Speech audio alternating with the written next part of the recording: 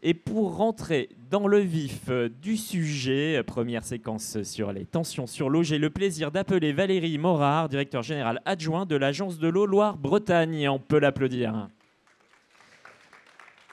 Bonjour Valérie, l'Agence de l'eau Loire-Bretagne, un établissement public sous la tutelle du ministère en charge de la transition écologique et du ministère en charge des Finances. Vous êtes le bras armé de l'État en termes de politique de l'eau. 6 agences en France qui correspondent à autant de bassins hydrogéographiques. L'agence participe véritablement à la politique de gestion de l'eau. Un levier, les redevances, et puis un moyen, le financement d'aides et l'accompagnement de projets d'industriels. Valérie, on va tâcher d'abord de poser quelques éléments de contexte pour que tout le monde ait bien conscience de ce que l'on vit, de la période que nous traversons.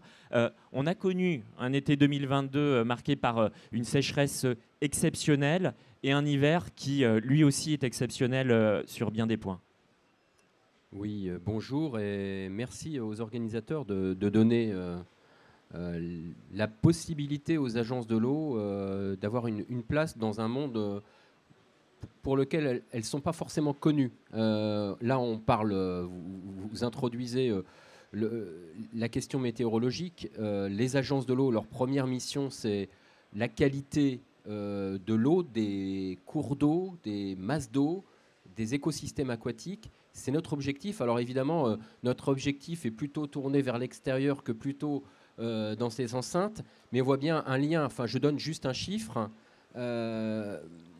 Actuellement, si on prend l'exemple de la Bretagne, il y a 33 millions de mètres cubes chaque année en moyenne qui sont prélevés pour les besoins de l'industrie agroalimentaire sur 280 millions de mètres cubes. Alors on va se dire, bon, il y a un rapport d'à peu près de 14-15% des besoins pour l'industrie agroalimentaire.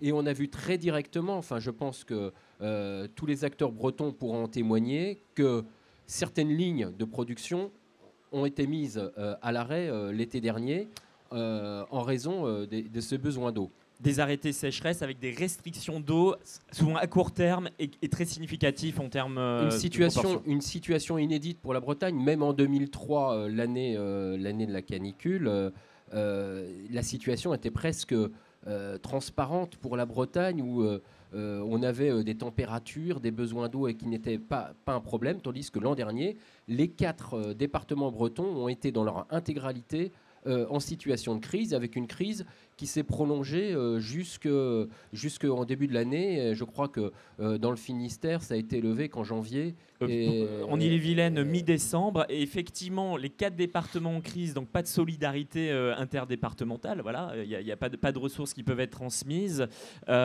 Est-ce qu'il y a un contexte particulier, peut-être dans la région, qui peuvent expliquer pourquoi la Bretagne a été si particulièrement touchée ? Les Bretons savent très bien que l'euro, il la puise dans des ressources qui sont superficielles. Hein. C'est un peu l'inverse. 75% des besoins en eau viennent de ressources superficielles.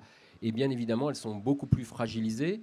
Mais on voit bien qu'actuellement, le dernier bulletin du bureau du BRGM, qui est le Bureau de recherche géologique et minière, qui suit l'état des nappes, nous alerte. Alors oui, la Bretagne a reconstitué ses réserves d'eau, mais on voit bien que pour les nappes, c'est quand même encore tendu.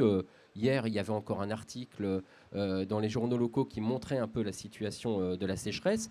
Et c'est clair que face à cette situation, les agences de l'eau, l'agence de l'eau Loire-Bretagne, qui a la responsabilité de ce territoire en termes de solutions, est aussi là pour accompagner l'ensemble des acteurs du bassin pour essayer de dépasser, faire qu'on oublie le point d'interrogation, hein, concilier sobriété et performance. C'est comment peut-on, c'est de toute façon... On doit. On va revenir justement sur les actions. Encore quelques éléments de contexte pour bien comprendre la situation. Alors je sais que vous n'avez pas de boule de cristal, mais au regard de ce que vous observez de la situation actuelle, est-ce que ça veut dire qu'on promet un été particulièrement difficile cette année ? Peut-être rappeler aussi le cycle de l'eau, parce qu'on est dans le moment des pluies utiles avant que la végétation ne reprenne. Oui, je ne sais pas ce qui va se passer cet été. Par contre, je sais ce qui va se passer d'ici 2050. Cette situation, elle va devenir courante et finalement, à toute chose, enfin tout malheur, toute chose est bon, c'est que finalement, c'est un événement d'alerte. Il est clair que la sécheresse des sols va pénaliser, les premiers pénalisés vont être les producteurs agricoles qui, là, se creusent la tête. Où va-t-on trouver l'eau ? On n'a pas pu reconstituer les réserves cet hiver. Les sols sont en manque d'eau. Donc, les écosystèmes agricoles en particulier, vont souffrir, quelle que soit la situation à venir, sauf si on a une année 2016 avec un printemps complètement pourri, avec de l'eau qui affleure. Mais de toute façon, la situation de manque d'eau et de besoin de raisonner nos besoins, notre sobriété, donc, elle va devenir un impératif et c'est une certitude. Et dernier point sur la situation, parce qu'on parle évidemment du bassin qui vous occupe, mais nous sommes diffusés sur mysafia.com et dans le public, des professionnels viennent de tout le territoire. La situation que vous décrivez, elle est identique partout dans les régions de France, ou il y a des différences ? Alors, le bassin Loire-Bretagne n'est pas le plus dramatique. Hein. La situation, je pense que vous la suivez sur le sud-est en particulier, elle en vient à un point où certains maires ont pris des actions symboliques. Hein. Vous savez que la Bretagne est connue parce qu'il y a un préfet qui, à un moment donné, a dit je ne mets plus de permis d'aménagement parce que je n'ai pas les capacités d'assainissement. C'est-à-dire que les eaux usées, on n'arrive plus à les assainir. Elles vont sur le littoral, elles risquent de contaminer les eaux de baignade, les eaux conchylicoles, etc. Mais dans le sud, là, c'est des maires qui ont décidé de ne plus donner de permis de construire parce qu'il n'y a plus la capacité à fournir en eau potable la population. Et notre président de comité de bassin, Thierry Burlot, local, hein, a souvent alerté sur le fait que les phénomène d'aménagement du territoire qu'on connaît, si on se reste sur l'île-et-Vilaine, les besoins en eau de la population qui va s'accroître risquent de ne pas être satisfaits. Donc il ne faut pas attendre d'être dans la situation de la Catalogne. La Catalogne, c'est plusieurs millions d'habitants actuellement qui n'ont pas d'eau et qui sont obligés de procéder au dessalement de l'eau de mer, une solution énergétivore. Donc il faut anticiper. Et c'est bien le propre de cette approche de résilience de territoire que nous portons. Anticiper, Valérie. Alors justement, pour les professionnels de l'agroalimentaire qui sont présents, comment agir ? C'est quoi la méthode que vous proposez ? Alors, ce qu'il faut se rappeler, c'est que l'agence de l'eau, c'est un système, on va dire, de coopérative. L'eau paye l'eau. Donc, l'eau des acteurs, nous percevons des redevances. Vous êtes sur le bassin, donc vous contribuez au fonctionnement de l'agence de l'eau via votre facture d'eau. Les industriels, les agriculteurs, tous les acteurs de l'eau, par leurs usages, soit au travers de taxes qui interviennent sur un équivalent pollution, soit sur les prélèvements, contribuent à ce fonctionnement. Le budget qui en résulte, c'est un budget d'intervention de 2,3 milliards d'euros sur 6 ans. À quoi sert cette masse qui peut sembler importante, mais qui finalement est relativement minime par rapport à l'ensemble des besoins en eau, hein.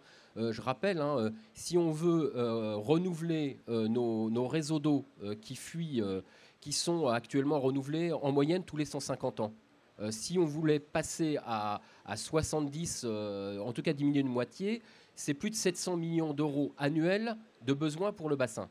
Donc une partie des besoins en eau, c'est là. Mais nous, on a décidé que ça relevait des collectivités et il fallait porter nos priorités sur là où on a besoin d'améliorer les masses d'eau. Actuellement, sur le bassin brétilien, il n'y a que 3% des masses d'eau qui sont en bon état. C'est 24% en moyenne sur le bassin. Donc il faut absolument améliorer cette situation en termes qualitatifs, en termes quantitatifs.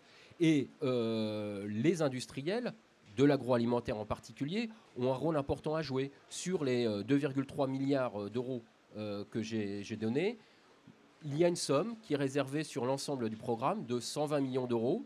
Nous constatons, et j'invite tout le monde à venir nous voir sur le stand Agence de l'eau au niveau de l'usine du futur, c'est que cette somme qui est réservée pour les besoins de l'agroalimentaire, qui a toujours des besoins de dépollution des eaux usées, qui a toujours des besoins d'économiser l'eau, et donc on en a parlé juste auparavant, hein, la BEA a parlé comment recycler l'eau, c'est un sujet important, comment économiser. On s'aperçoit que cette somme qui est réservée pour les industriels, elle n'est pas consommée. Donc il y a des vrais besoins, et l'un des enjeux du plan de résilience que nous lançons là, à la lumière de cette crise 2022 qui se poursuit, c'est de motiver et de mobiliser tous les acteurs vers des actions qui concourent au sujet quantitatif, mais au sujet qualitatif, parce que il y a marqué l'équation insoluble. Alors, il y a peut-être un jeu de mots avec l'eau, mais en tout cas,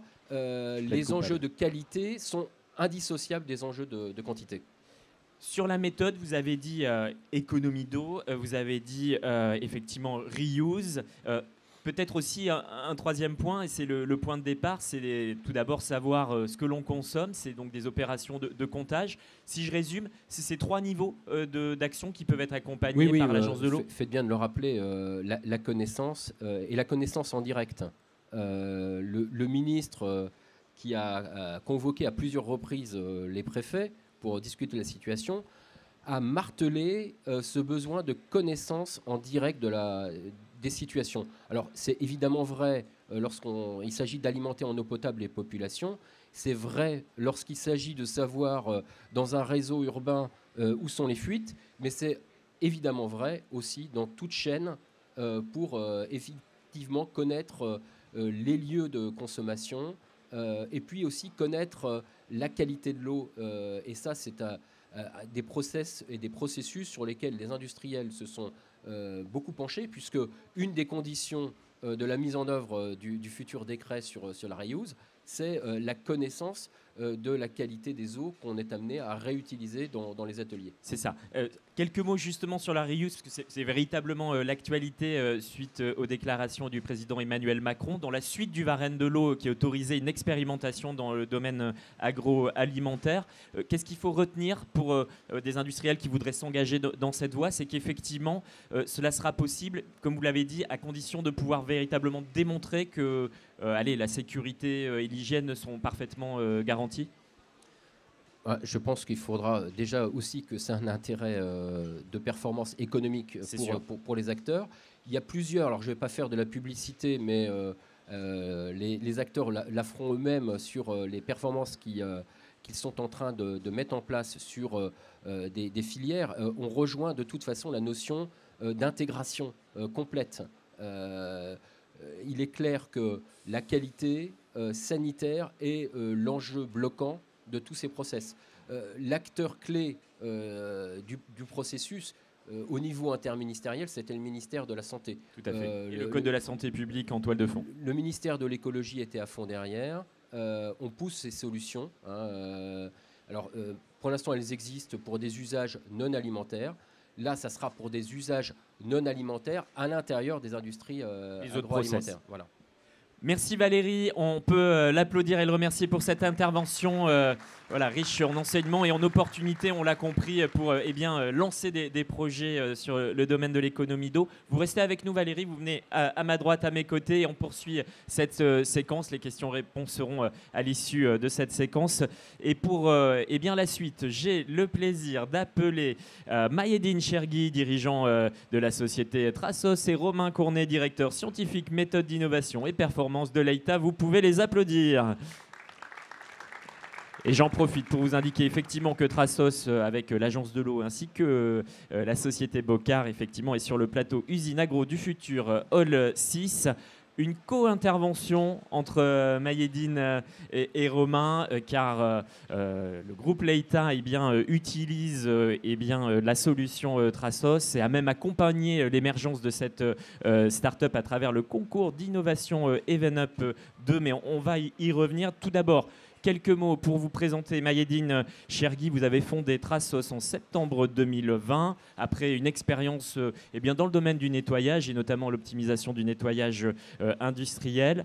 À partir de votre expertise, vous avez utilisé l'intelligence artificielle ainsi que la modélisation 3D pour proposer une solution digitale qui permet d'optimiser les consommations d'eau et d'énergie du nettoyage en place. Quant à Romain, eh bien Romain, Groupe Leïta, une entreprise coopérative laitière du Grand Ouest qui a son siège à Brest, très implanté effectivement avec plusieurs sites dans le Grand Ouest. Le site d'Iffignac qui a pu expérimenter la solution Trasos. Et vous, Romain, eh bien, vous êtes arrivé à Leïta en 2014, tout d'abord pour participer à l'usine, la construction d'usine de poudre de Créin. Et aujourd'hui, votre objectif, eh bien, c'est justement de projeter le groupe de ses activités industrielles eh bien, dans l'innovation et dans les grands défis industriels du moment. Romain, justement, à vous la parole. Ces grands défis industriels, ils sont nombreux, mais il y en a un, justement, c'était cette question des économies d'eau. Oui, merci Pierre. Bonjour à tous. Donc, effectivement, l'eau est un enjeu majeur pour l'industrie laitière en général, sur deux aspects. Le premier, c'est qu'on est quand même de gros consommateurs, en particulier sur les nettoyages. Et puis, l'autre aspect, c'est ce qu'a évoqué Clotilde d'Argentré tout à l'heure, c'est-à-dire que nous générons de l'eau, issue en fait des outils de concentration du lait. On récupère l'eau contenue dans le lait initialement. Cette consommation d'eau est relativement importante et donc la réduction de cette consommation est un enjeu essentiel pour Leïta, inscrite dans le volet environnemental de notre démarche RSE Passion du lait. Donc on travaille au quotidien pour réduire nos consommations, même si déjà nous sommes plutôt pas mal optimisés. Donc on mène des actions au quotidien. Alors quelques exemples en fait sur 3 axes. Déjà, le premier, c'est ce que évoquait aussi Clotilde, c'est ce qu'on a dit tout de suite, c'est on se prépare aux évolutions de la réglementation pour en fait, tout simplement aller réutiliser les ECML, les eaux issues de la concentration des matières laitières. On projette globalement pouvoir réduire nos consommations de 15%. Si on est optimiste, peut-être 20%. Pour autant, ça ne fera sans doute pas tout et il faudra qu'on cherche encore d'autres voies d'optimisation. Le deuxième point concerne tout simplement les actions que l'on mène avec le bon sens. Le bon sens paysan, ça nous habite. Et au quotidien, on va chercher les fuites d'eau, on va mettre en place des capteurs, puisque vous le savez, on n'améliore que ce qu'on mesure. Et donc ça, c'est un travail fait dans l'ensemble de nos usines par toutes les équipes. Très clairement, on y met de l'application. Et puis le troisième volet concerne davantage les NEP, j'en parlais tout à l'heure, c'est la majeure partie des consommations d'eau dans nos industries. NEP pour nettoyage en place. Voilà, tout à fait, les NEP pour les nettoyages en place. Et là, en fait, on mène un certain nombre de projets en interne sur des idées issues des collaborateurs et puis en externe avec des partenariats. Certains sont présents, Mayedine aussi, on en parlera tout à l'heure. Là, en fait, on va chercher à la fois sur le court terme à tout simplement faire des limitations de nettoyage quand cela est possible. On va aussi travailler avec nos fournisseurs pour recycler et régénérer nos solutions lessivielles. Et puis de façon plus importante sur le moyen et le long terme, et c'est là où en fait, on se projette d'un point de vue sobriété et performance, on vient réfléchir à ce que peut être la NEPR de demain. On vise la décarbonation, on vise la sobriété, réduire notre empreinte, et puis optimiser tout simplement nos stations de nettoyage, avec la mise en place des bons capteurs aux bons endroits, et puis l'appui d'outils que l'on n'avait pas jusqu'ici, c'est-à-dire l'intelligence artificielle et le digital. On a eu la chance de rencontrer Mayedine et la start-up Trasos dans le cadre de l'appel à projets innovants et responsables organisé par Even, Valorial et le Village Baïséa Finistère. Donc une démarche d'open innovation, voilà. Justement. Quelques mots juste sur cet accompagnement. Alors on va y revenir peut-être un tout petit peu après, mais oui, ça s'inscrit complètement dans la stratégie et dans la démarche innovation Leïta, donc, qui est portée, qui vise l'amélioration de la performance, tout simplement au quotidien au niveau des usines, et de répondre à nos problématiques. Sur cette problématique de l'eau, cet appel à projet et la rencontre avec Trasos était complètement dans le scope. Et complètement dans le scope, avant même l'été compliqué de l'année dernière. Juste un élément de contexte avant qu'on donne la parole à Mayedine. On a parlé des arrêtés sécheresse, arrêtés provoquant des restrictions d'eau. Le groupe Leïta a été concerné par ces arrêtés. Comme l'ensemble des industriels, on a été soumis à des cartographies, des audits, des plans d'action. On a échangé aussi avec les autorités, on a beaucoup échangé avec l'agence de l'eau, avec l'ABEA, bien évidemment, pour pouvoir en fait continuer d'exploiter nos usines. Et pour qu'on comprenne concrètement, ça voulait dire quoi? Ça voulait dire des restrictions assez fortes de court terme ou pas forcément? Non, on n'a pas été imposé à réduire drastiquement nos consommations. Pour autant, on ne l'a pas été parce qu'on était déjà plutôt optimisé, hein, c'est ce que j'évoquais tout à l'heure, et puis qu'on a mené des actions tout au long de l'été pour essayer d'améliorer notre impact et réduire nos consommations quoi qu'il en soit. D'où l'intérêt en effet d'anticiper sur ces enjeux. Je donne la parole à Mayedine, la start-up Trasos, donc présente sur l'espace usine agro du futur. Mayedine, allez, c'est quoi cette solution? Qu'est-ce que vous avez développé? Alors, merci et bonjour Pierre. Trasos en fait est une green tech qui a été créée en septembre 2020, dont l'objectif est d'avoir une nouvelle approche sur les NEP. Comme le rappelait Romain, est un gros poste de consommation d'eau. L'approche Trasos, elle repose sur 3 piliers. Une analyse en fait des circuits, leur conception, de façon à ensuite proposer une optimisation des programmes de nettoyage de ces circuits-là sur la base de 2 niveaux. Donc un algorithme qui va aller détecter les nettoyages les plus optimisés par type de circuit. Et l'avantage, c'est qu'à partir de ce niveau-là, on va pouvoir en fait générer des dizaines, des centaines de programmes de nettoyage par type de circuit assez rapidement. Et donc dégager des gains quasiment dès le premier nettoyage lancé depuis notre plateforme.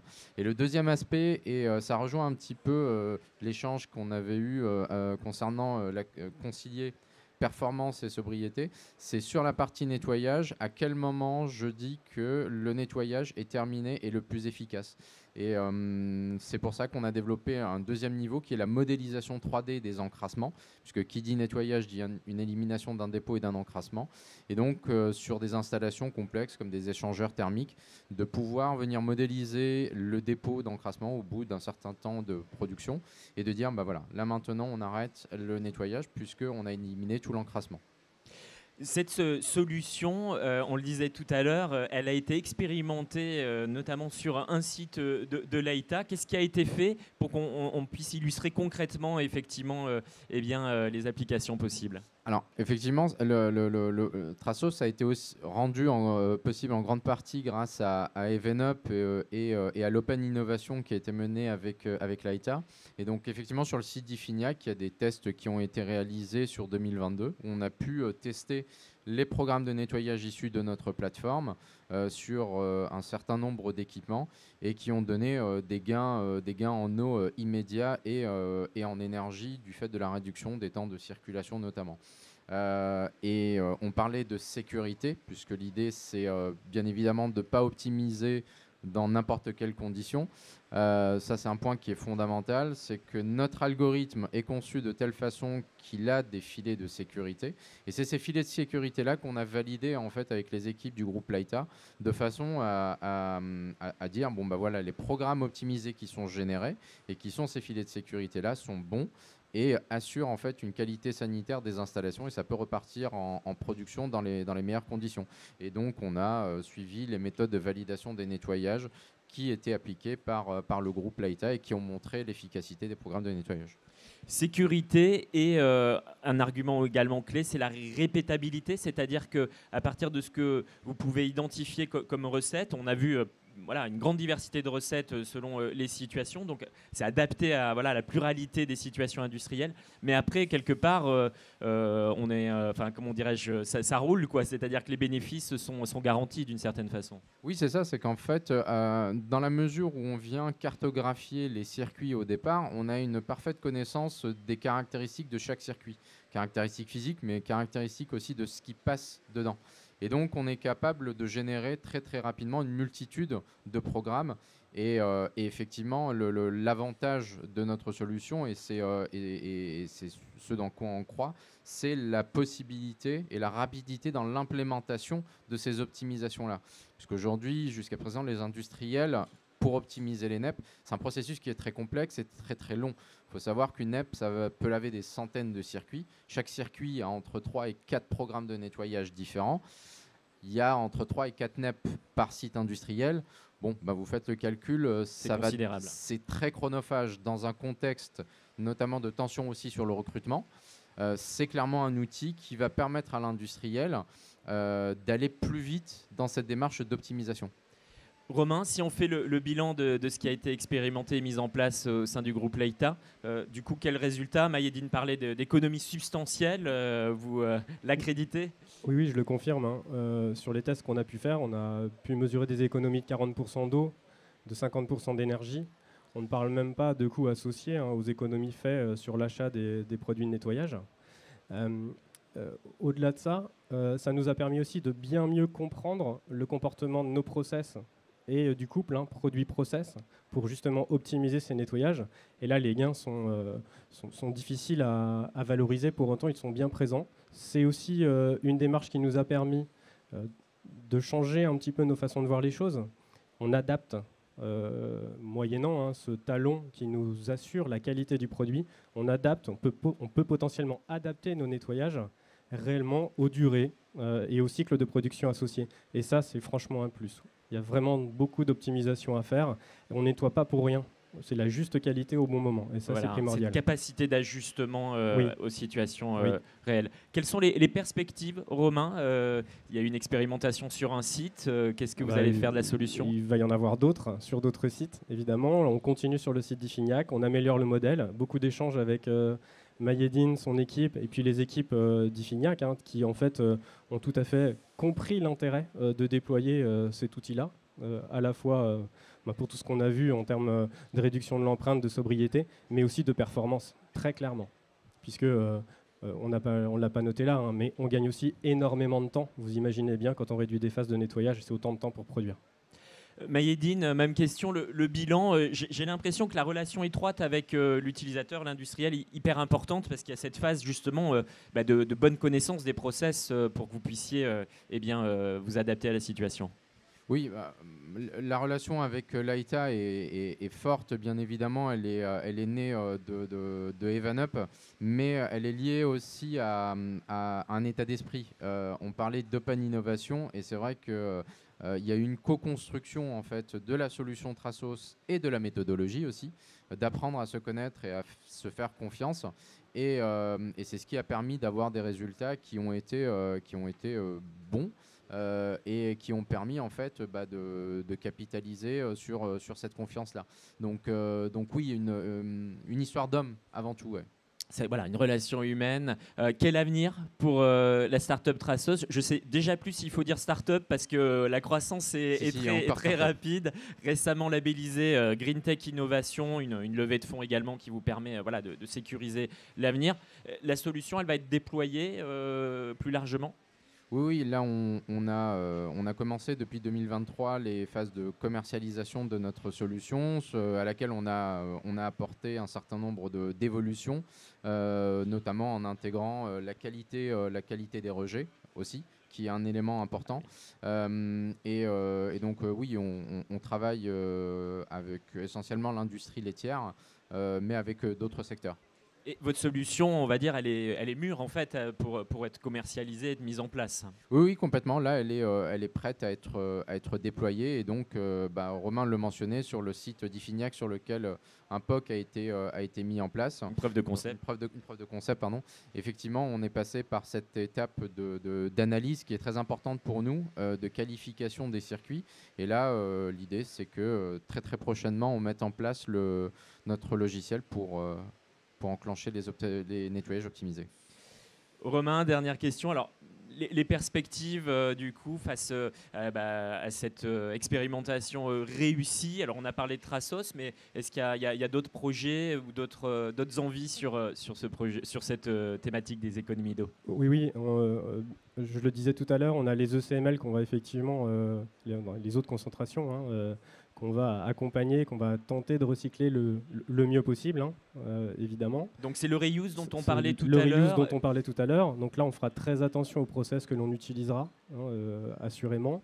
Au-delà de ça, et je l'évoquais tout à l'heure, on a un certain nombre aussi de partenariats en cours pour toujours sur les nettoyages en place, se projeter sur la NEP de demain. On parlait tout à l'heure de moyen long terme. On est vraiment dedans. Comment être de plus en plus sobre?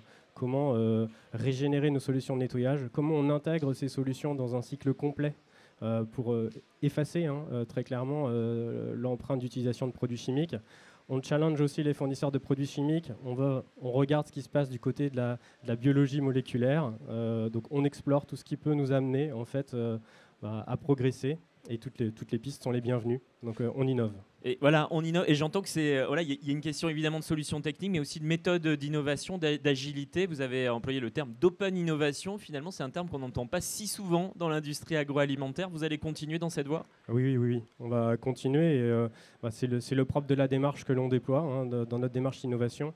Aujourd'hui, on est à peu près à l'équilibre entre de l'innovation interne et de l'open innovation. Sans doute que notre cible à terme, elle sera davantage tournée vers de l'open innovation. Il faut qu'on aille chercher ce qui se fait de bien chez nos partenaires pour co-construire et puis avancer tous ensemble. Il y a de la place pour tout le monde. L'enjeu sur l'eau le montre bien. On est tous concernés, donc il faut qu'on avance tous ensemble. Entendu, Romain. Eh bien, on peut applaudir nos deux témoins, nos deux intervenants pour cette intervention. C'est le moment de la séance de questions-réponses avec Valérie qui est restée avec nous. Deux micros ou un micro circule dans la salle. C'est Nathalie qui va le faire circuler. N'hésitez pas à vous signaler. Je transmets un micro à Valérie. Alors, y a-t-il des questions à nos intervenants sur le contexte, la situation des ressources en eau, les possibilités d'accompagnement par l'Agence de l'eau ou sur la réalisation Trasos Leita.